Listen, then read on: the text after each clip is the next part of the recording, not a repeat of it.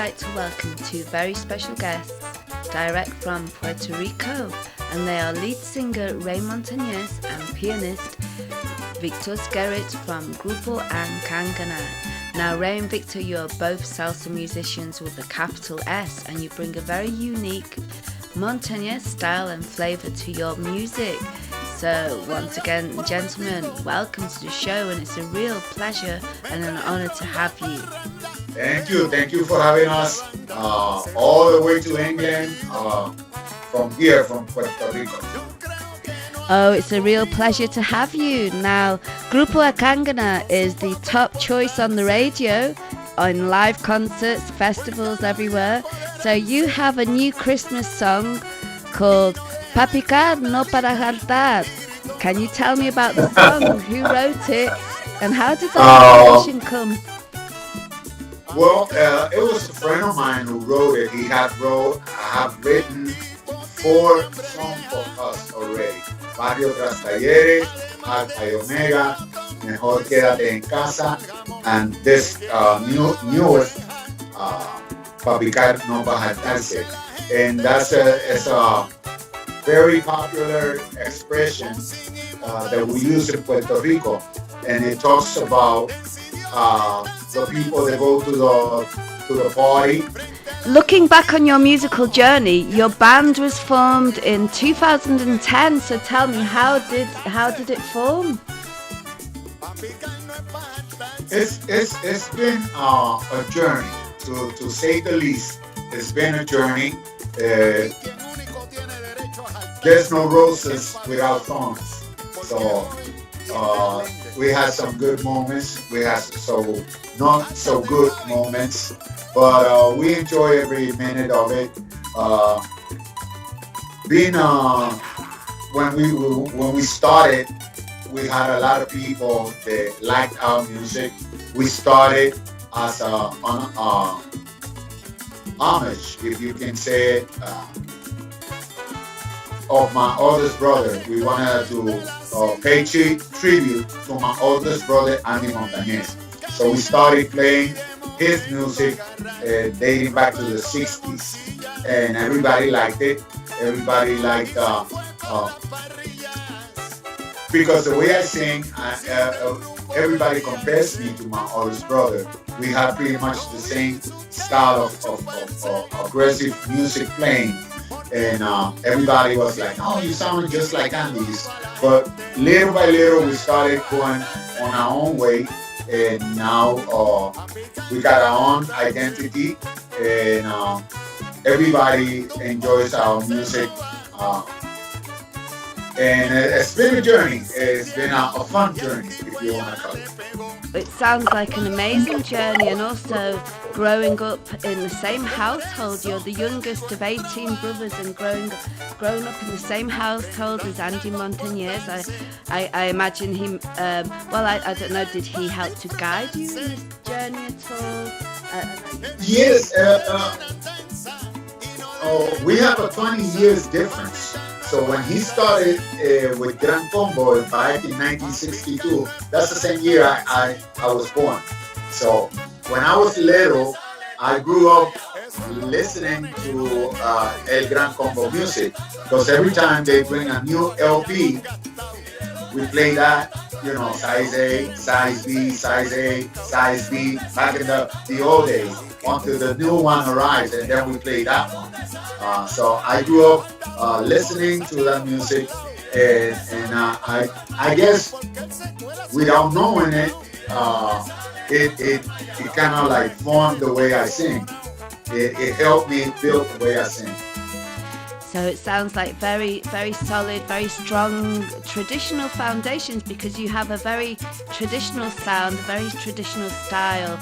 What else would you say are the, makes that unique Montanez flavor and sabor that you have?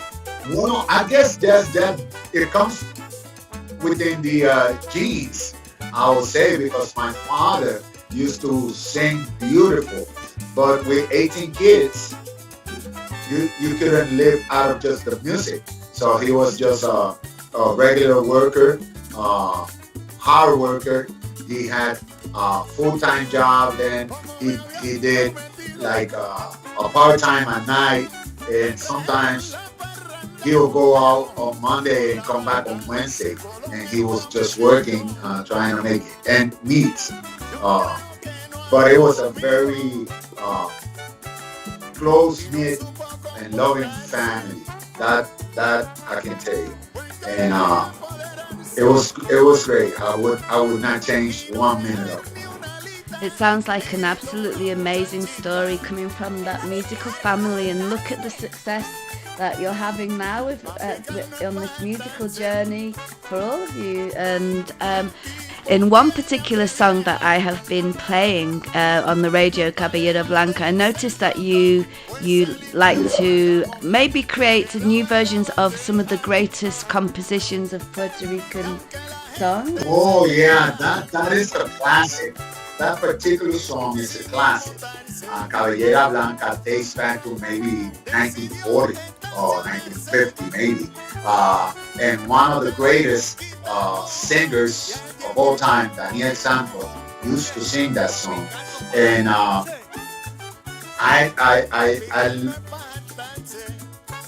live on a dead end street, and as soon as I walk out of my house, uh, 2 houses to the right, we got a couple of guys that we go and listen to music, have a couple drinks, and enjoy the evenings. We call it the officers club. It's not an officers club, but that's what we call it. So one day I was there, and one of the guys was playing guitar and was playing that particular song, and I was like, wow, I haven't heard that song in a long time. You know what? I'm going to record that song. So I talked to my partner, Victor Skere, who is he's out of the view, but he's right next to me. Victor, say, Hey, how you doing? I'm here. I'm listening. Same here. Same here. Just go ahead. Feel free to go ahead and keep talking about Caballera Blanca. so that's how that came about. And I immediately called Victor. I said, Victor, we gotta record this song, and he liked it, and he gave me the go ahead. So we recorded, and everybody liked it, and we are so grateful that you got us on the #1 spot over there. It's an absolute pleasure, and I mean, you've already mentioned that you're the singer of the band, and your band is composed of how many musicians are there in total in Grupo Akangana? I'll let Victor talk about that. We're 10 musicians. Basically, we have 8 musicians, or I should say 7 musicians and 3 singers, which of course Ray is the main lead vocal. But we're 10 as a whole. We're 10, and people tell us sometimes that we sound like 20 because the way that we arrange for the group, the musical arrangements, the way. First of all, we rehearse very often. I mean, this is not a group where we just meet to do a gig. I mean, we regularly rehearse. So that creates a good sound of the group. And when we go out and perform, we use the same musicians. We don't we don't use freelance musicians that just come in for one gig. We use the same musicians every time that we gig. So we know each other, we can just probably look at each other and know what we're gonna do. So that's the difference in regards to Akangana. The sound of Akangana, which is something traditional. This combination that we use, which is trumpet, alto sax, and trombone. This is a combination that was very popular here like 40 years ago. And there were some groups that used it before that. If you probably recall Ismael Rivera and Los Cachimbos. If you recall Ismael Rivera Los Cachimbos had this same combination. And but after years started going by, people got involved with the big band sound. Understand what I'm saying? People started getting the hook of the big bands. It's just like it's been like different years, and we came back with this sound again, and people look at us like it's strange, you know. This is a small group, but it sounds very big. There was another group here that had that combination, which was very popular like 40 years ago, which was called Impacto Crea. They had the same combination. So it's just like the movie Back to the Future. So do you think it's important now to bring this traditional structure and producing that particular sound back? Is it important to maintain this hoy en día? Right, right. And the people accept it very well. We do mainly dance music. We want to see people out there on the floor dancing. We're not a show type group. We're a dance band where people go out there to dance, and we concentrate on the rhythms. We concentrate on the right tempo for dancers, and people enjoy it, especially people, maybe people over 30, 35, 40 years old. They enjoy it. And you know, Youngster like us. yeah, young people like us. Traditional elements and focusing on the dancers, it's always, such an energy. It must be a wonderful energy that you have when you're performing with the dancers. So do you think that, as I was asking before, is it important to maintain the traditional elements of salsa these days? Because there's a lot of I don't know. It is very important. And how does your group maintain this? Is it do you have traditional musicians and new musicians? Is it a combination of both? It's like a combination. We had a lot of, like, for example, horns, wing section is all mature. One guy had over 50 years of experience. The other one has like 40 years of experience. And the younger, he just graduated from one of the top universities as a master on arrangement and composition. So it's a combination. We call him doctor because he's going out for the doctorate on music. So, and one thing that we should mention is that we always use the same musician. Same thing with our recording. We don't record with anybody from outside the group. Everybody that records is the people that play. So that's why the song is so neat, and it always sounds the same, whether we are recording or whether we are playing on TV or whether we are playing on Coliseum. It sounds very much the same. So that really maintains your very unique sound that you have. And you also had a song. Your first song was Alpha y Omega, which I really enjoyed. So is this does this represent is there a story behind this? Does this represent the mixture? The story is how my mom and my dad got together. It's the same compositor, the same writer. It's the same writer as the one for Christmas, Luis Ortiz. And I call him the tailor because I asked him, write me a song about a blue shirt, and he'll write me a song about a blue shirt. He's very, very unique on that aspect. He writes what we call decima. Those four four. Yeah, this is this is basically Puerto Rican. I could say country music, which has several different rhythms, and they're mainly composed of people that improvise, and Luis Ortiz is an expert in that. So that's probably the reason why we've had success with Christmas songs, because basically when Christmas comes here in Puerto Rico, is mainly traditional country music for us. So that's what we call the decimas. We have the decimas where the singers come and improvise, and different. We have seis jovial rhythm. There's several of them, and what we have done, especially with Barrio Tras Talleres, is basically that rhythm. And now we did that with our latest one, Papicar. It's a traditional folklore music, but on a salsa style.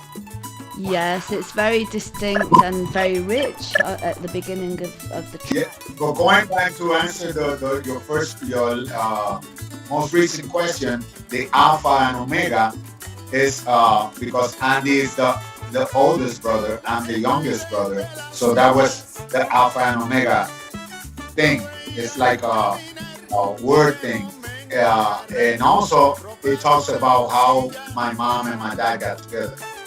Yes, it's like full circle, Alpha y Omega. Uh, The video of that particular song, it is it was very well received in Europe. With I had the lucky that Andy was going to perform in Europe, and he took me under his wing, and we went over there and we played a song, and everybody was like, "Wow, this is great!" So it got to the number one chart in Spain, and Italy, and now with you, we are number one in England. So thank you again. Oh, thank you so much, and Victor as well. I'd really love to know more about the country influences, the rich traditional music from the countryside. How that, and it's wonderful how you're merging that with the salsa sound. Maybe that might be a good theme for another interview as well. Oh yeah. Sure, absolutely. Oh, we were supposed to release our 10th anniversary full CD, but with the COVID-19 and all of that, we couldn't do it. So we're gonna do it on the first trimester of 2022. And when we get that full CD, which this particular song will be included, as well as Alpha and Omega, we will send you a copy of it, a hard copy of it, and we could talk about that then. Thank you so much. And is there anywhere that our viewers and listeners can find out more about your band and find your songs? That's this guy's department. Absolutely. We do have a YouTube channel, which well over 500 subscribers, and we have there basically all the videos that we've gotten out in the market. Plus, we have different videos there of live TV shows, different videos, and we exhort everyone to go into YouTube and just keep on Rey Montanez y su conjunto Akangana with K, Akangana. And once you're there, you subscribe to our channel, and you'll see basically all our story there. There's many situations there that we've posted. We gotta understand that we were on hold for about a year and a half due to the pandemic, but it's sort of like going over right now. So things are started to move here in Puerto Rico. We've been one of the countries that really done good in regards to immunization. So we sort of like beginning to have the pandemic into control here.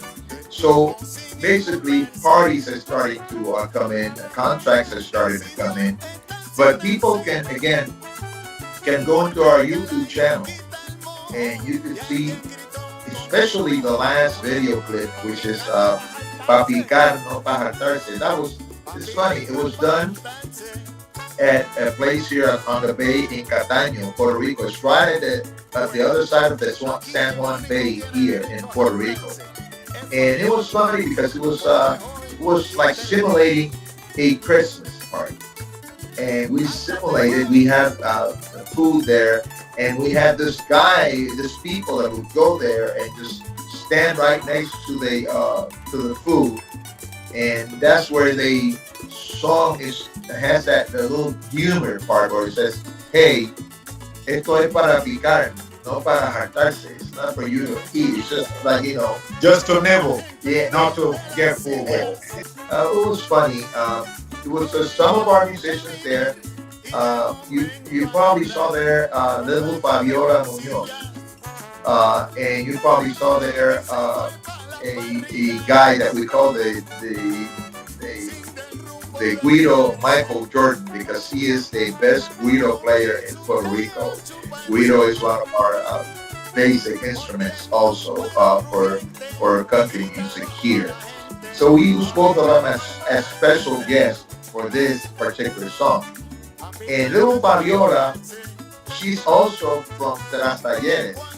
So as you see, Talleres has produced a whole bunch of musicians here and singers, artists, aside from Rey Montanez, like Daniel Santos, like Sammy Ayala. They're all from here, from Talleres. So little Fabiola, she just turned 18. And On that particular day, that we were doing the video. right. And Fabi, she is a great cuatro player. She has been on that instrument since she was 7. So she had the experience like 3 or 4 years ago when she was barely 14, 15 years old, that Gilberto Santa Rosa invited her to one of his concerts.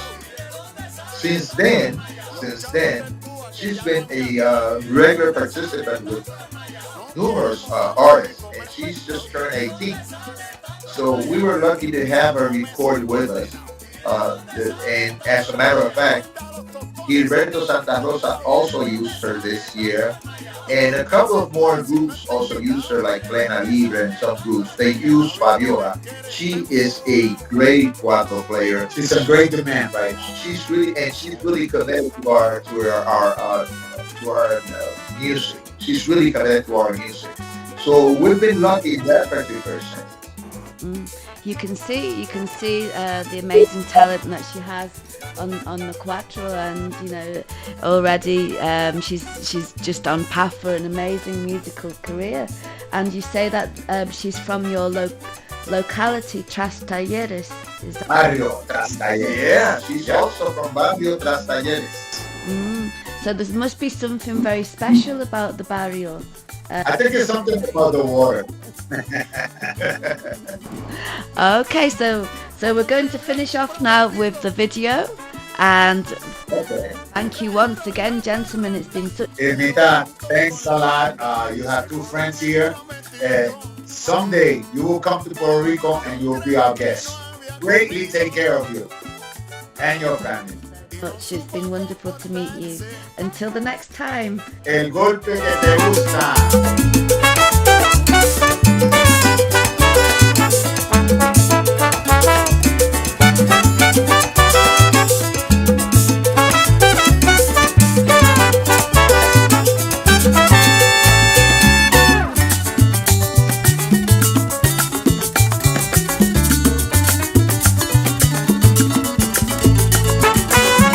Como me habían prometido,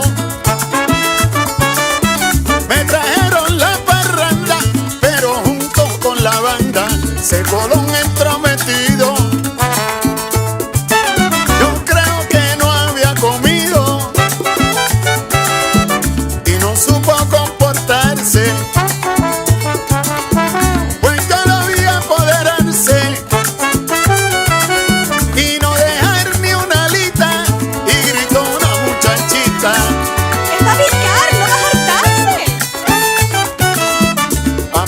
es para saltarse. El tipo tiene hambre vieja, además de ser glotón, pues se limpió todo el jamón que quedaba en la bandeja. Y aunque la gente se queja, el tipo sin inmutarse decidió estacionarse frente a la yuquita al mojo y alguien gritó con enojo: Oye, pa' picar no pa' saltarse. pa' picar no es pa' saltarse.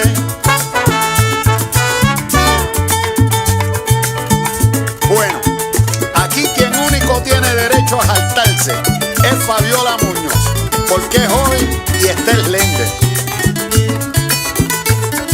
¡Sáltate, Fabi!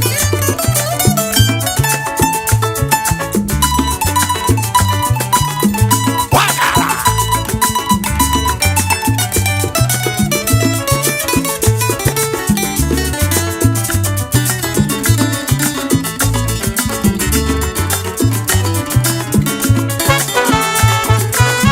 La gente desde las sillas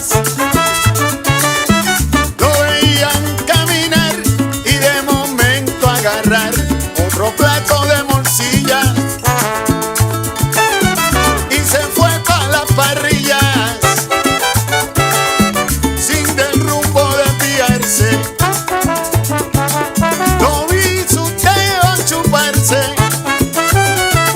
mordiendo un cuero crujiente y gritaba a toda la gente: pa' picar no es pa' saltarse. A picar no es pa' saltarse.